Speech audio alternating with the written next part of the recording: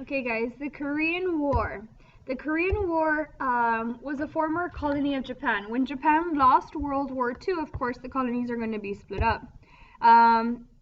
Korea is going to be divided at the 38th parallel, right? Parallel, going back to world geography, is going to be a line of latitude. So it's going to go from east to west. So it's divided at the 38th parallel, with the north being communist and the south being democratic. Right, so North Korea is communist, South Korea is a democracy.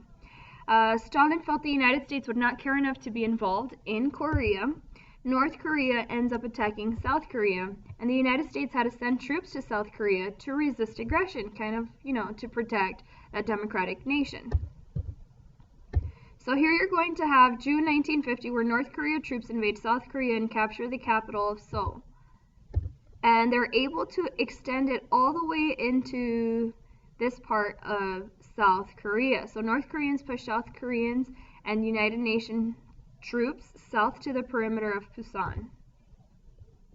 Now, once the United States gets involved, MacArthur is going to be the general from World War II. We're going to see him again in Korea. He gets called upon by Harry S. Truman, and they basically go in all the way and push them back into the border between Korea and China.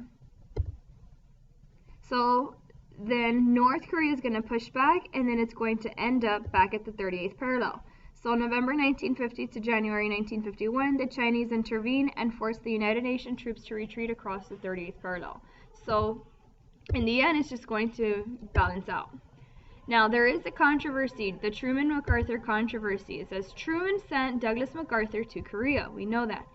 And he surprise landed in the middle of the peninsula. It's the second largest seaborne invasion after D-Day, of course. He launched the attack close to the Chinese border. Now, China was now involved in the war. MacArthur was ready to attack China and return it to a democracy, but Truman didn't want him to.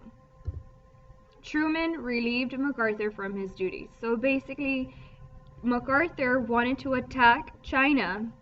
Truman said no. Of course, it was going to open a whole nother can of worms and almost, lead us into a war with the Soviet Union. And Truman tells MacArthur, okay, thank you, we don't need you anymore. That's the Truman-MacArthur controversy. So now the war comes to an end. In 1952, Dwight D. Eisenhower was elected president, nicknamed Ike, so President Ike. He pledged he would end the war if he was elected, and of course that's what he's going to do. An armistice is when there's no more shooting, right? So the war is almost over. Was signed between the United States and North Korea in 1953. And he provided a demilitarization zone, also known as the DMZ. The boundary between both areas is about a mile long. Well, not this way, but mile long this way is going to be that demilitarization zone where there should be no shooting. Or this area that is going to be or stay neutral. And it's basically North Korean troops and South Korean troops kind of waiting for the other one to attack. Right? If you have any questions, you let me know. That's the DMZ.